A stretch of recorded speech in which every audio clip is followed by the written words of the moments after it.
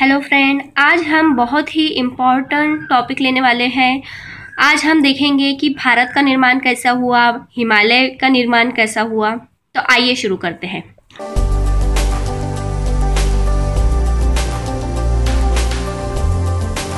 महाद्वीप जो है ये कैसे बने, इनका एक सिद्धांत है। उसे अल्फ्रेड वेगनर ने बताया कि पहले जब दुनिया का निर्माण हुआ था तब दुनिया एक गोले के समान थी और जो सागर आज है, प्रशांत महासागर, हिंद महासागर, अटलांटिक महासागर, वो पहले नहीं थे।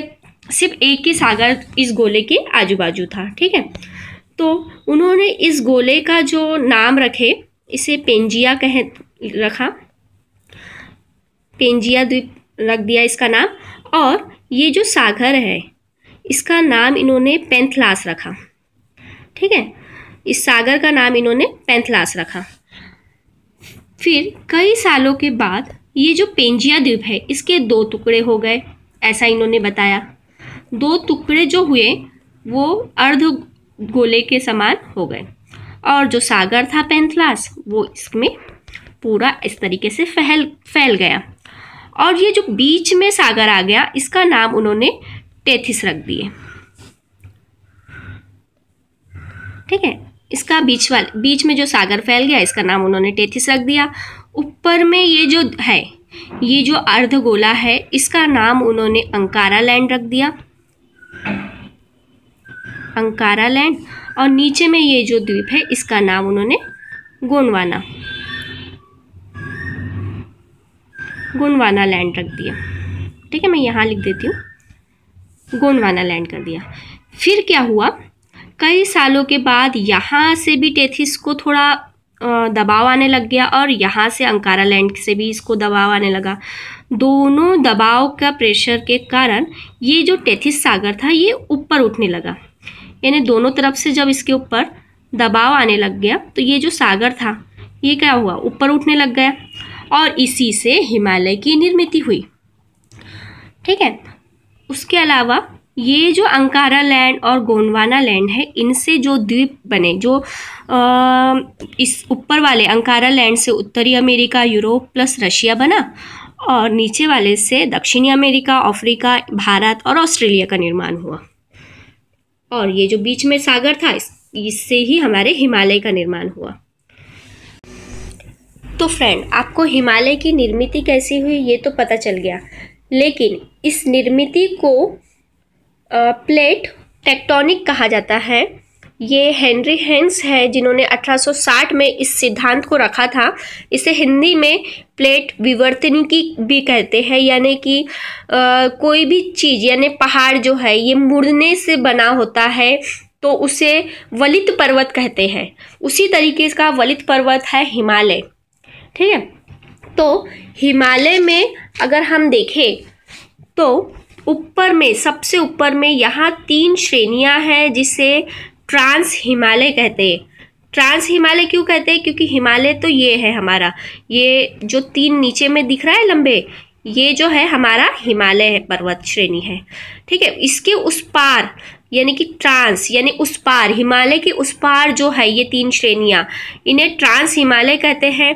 तो सबसे पहली ये जो है इसे काराकोरम श्रेणी कहते हैं, इसे लद्दाख और इसे झांस्कर श्रेणी कहते हैं। तो काराकोरम में सबसे ऊंची जो चोटी है उसे K2 या गॉडविन ऑस्टिन कहते हैं। K2 जो है ये पाक अधिकृत कश्मीर में है। ठीक है, और इसकी अधिकतम ऊंचाई जो है 8611 मीटर है।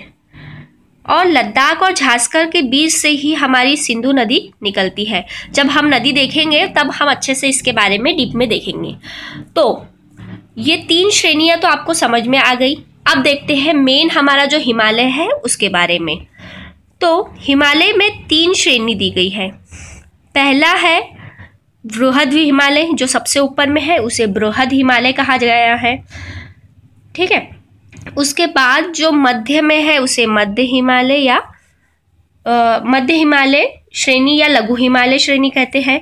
उसके बाद सबसे नीचे में जो है इसे शिवालिक हिमालय कहा जाता है। बृहद हिमालय, मध्य हिमालय और शिवालिक हिमालय। ठीक है, तो सबसे पहले हम देखेंगे बृहद हिमालय। बृहद हिमालय जो है, सबसे ऊंचा पर्वत हमारा जो माउंट एवरेस्ट नेपाल में है, वो यहीं पर है, माउंट एवरेस्ट। ठीक है, जिसकी अधिकतम ऊंचाई है 8,850। हिमालय से एक चीज़ आपको बता दूं कि हमारा ये जो भारत है, ठीक है, ये जो क्षेत्र है ये बहुत पुराना है और ये हमेशा इस तरीके से आगे बढ़ते रहता है आग्नेय में।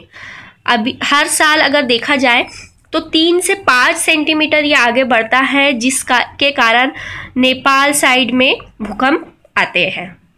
ठीक है, और हिमालय जो है ये सबसे नवीन पर्वत श्रेणी है। तो हिमालय की भी ऊंचाई हमेशा बढ़ते रहती है। पहले 8,448 मीटर थी, जो कि अब 8,850 मीटर हो गई है। तो नेपाल में माउंट एवरेस्ट है, जिसे सागर माथा भी कहा जाता है। ठीक है, उसके बाद वहीं पे यहाँ पे हमारे कांचनजंगा जो है वो यहाँ पाया जाता है। सबसे ऊंचा, अगर हिमालय के बाद सबसे ऊंचा देखें तो कांचनजंगा है बृहद हिमालय में। बृहद हिमालय श्रेणी में माउंट एवरेस्ट के बाद कांचनजंगा का नंबर आता है। उसके अलावा अगर हम देखें सबसे पश्चिम में यहाँ पे बृहद हिमालय में कौन सा पर्वत है, तो सबसे पश्चिम में है नंगा पर्वत और सबसे पूर्व में है, इस पूर्व साइड में यानी कि अरुणाचल प्रदेश में यहाँ पे है नामचा बारवा। नामचा बारवा, ठीक है। तो ये याद रखेगा कि बृहद हिमालय श्रेणी में सबसे पूर्व में कौन सा है और सबसे पश्चिम में कौन सा पर्वत है। उसके अलावा उत्तराखंड में यहाँ पे नंदा देवी पर्वत है, ये भी ध्यान रखिएगा। नंदा देवी पर्वत कहाँ पर है, तो ये है उत्तराखंड में। बृहद हिमालय के ठीक नीचे मध्य हिमालय है, जिसे लघु हिमालय भी कहा जाता है। इसे जम्मू कश्मीर में पश्चिम साइड में इसे पीर पंजाल कहा जाता है। पीर पंजाल कहा जाता है। वही इसे हिमाचल प्रदेश में धौलाधार कहा जाता है और नेपाल में इसे महाभारत की श्रेणी कहा जाता है। लघु हिमालय यानी मध्य हिमालय में ही इसे जम्मू कश्मीर यानी कश्मीर साइड में, कश्मीर में इसे यहाँ पे मर्ग कहते हैं। जैसे कि बहुत से नाम सुने होंगे आपने, गुलमर्ग हो गया उसमें से एक, सोनमर्ग हो गया, ठीक है। और वहीं इसे उत्तराखंड में पयार कहते हैं, पयार, ठीक है। और बहुत सारे हिल स्टेशन इसी लघु हिमालय में ही पाया जाता है, जैसे कि शिमला, कुल्लू मनाली, मसूरी, दार्जिलिंग आदि। इसके अलावा इसके नीचे में जो श्रेणी है वो है शिवालिक श्रेणी, ठीक है। शिवालिक श्रेणी में ज़्यादा कुछ तो नहीं, लेकिन इसमें जो है पश्चिम तरफ इसे दून कहते हैं, जैसे कि देहरादून। और यहीं पर इसके थोड़ा नीचे यहाँ पे इसे द्वार कहते हैं, जैसे कि हरिद्वार। और यहाँ से बहुत से दर्रे जाते हैं, बहुत से दर्रे यहीं से जाते हैं। और शिवालिक के ठीक नीचे में यहाँ तराई का प्रदेश है। शिवालिक की ही आगे में यहाँ से ऐसी चोटी हिमाचल की बढ़ती है, शिवालिक की ही वो श्रेणी में आएगा। और उसमें भी जैसे कि राज्य है, यहाँ पे अरुणाचल प्रदेश है, तो यहाँ पे जो पर्वत है इसको पटकाई का पर्वत कहते हैं, ठीक है, पटकाई पर्वत। नागालैंड में यहाँ पे नागा पर्वत, मणिपुर में मणि पर्वत, ठीक है। इस तरीके से यहाँ पे राज्यों के नाम से इनके पर्वतों के नाम रखे हैं। मिजोरम में मिजो पर्वत आदि ऐसे दिए गए हैं। तो ये शिवालिक का ही है जो आगे में है, जो पूर्व में इस तरीका से ये फैला है हिमालय, और इनके इस तरीके से नाम दिए गए हैं। फ्रेंड्स, हमने हिमालय तो देख लिए, हिमालय के तीनों श्रेणियां देख लिए, वो तो हमें समझ में आ गया। लेकिन हिमालय को इसके अलावा भी अलग अलग भागों में बांटा गया है। इन्हें सबसे पहले हम देखते हैं 3 भागों में बांटा गया है। यानी पश्चिम साइड का जो है इसको पश्चिम हिमालय कहते हैं, इसे मध्य हिमालय कहते हैं, और यहाँ तक पूर्व हिमालय कहते हैं। इसके अलावा पश्चिम हिमालय जो है, पश्चिम हिमालय के भी 3 टुकड़े किए गए हैं। तो ये जो है कश्मीर हिमालय में कहा जाता है इसे। कश्मीर हिमालय में पीर पंजाल, बनिहाल, जोजिला, ठीक है, और केटू वगैरह ये जब सब कश्मीर हिमालय में आ जाएगा। उसके बाद हिमाचल हिमालय, हिमाचल हिमालय में कुल्लू, मनाली, उसके अलावा कांगड़ा, ये जो भी है दर्रे हैं ये, ठीक है, ये कहाँ आएंगे, ये आएंगे हिमाचल हिमालय में। और तीसरा है कुमाऊं हिमालय। ये तीनों भी हम पश्चिम हिमालय देख रहे हैं। पश्चिम हिमालय के 3 टुकड़े किए गए, कश्मीर, उसके अलावा हिमाचल हिमालय और कुमाऊं हिमालय। तो ये कुमाऊं हिमालय जो है तीसरा, ठीक है, डायग्राम मेरा थोड़ा बड़ा बड़ा बन रहा है तो आप थोड़ा सा इससे समझिए। यहाँ उत्तराखंड में कुमाऊं हिमालय है।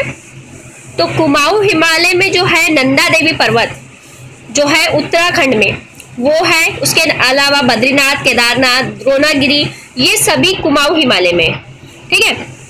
उसके अलावा यहाँ पे बहुत सारी हमारी प्रमुख जो नदियाँ हैं, जैसे कि गंगोत्री, गंगोत्री से क्या निकलती है, गंगा, है ना, मिलाम, पिंडरी, ये आदि हिम नदी यानी क्या होता है, जहाँ से अनेक नदियाँ निकलती है, उस एक प्रमुख नदी को हिम नदी कहते हैं।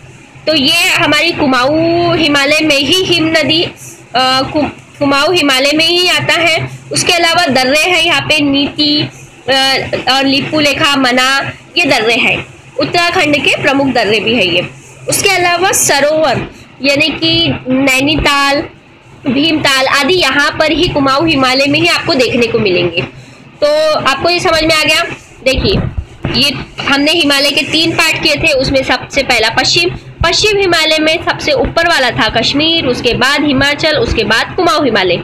समझ में आ गया। उसके बाद है यहाँ मध्य हिमालय, ठीक है। मध्य हिमालय जो है इसमें सबसे ऊंची चोटी यानी कि एवरेस्ट पर्वत यहीं पर है, कांचनजंगा भी यही है, मकालू, धावलगिरी, अन्नपूर्णा आदि ऊंचे ऊंचे पर्वत आपको यहाँ पे मध्य हिमालय में ही मिलेंगे।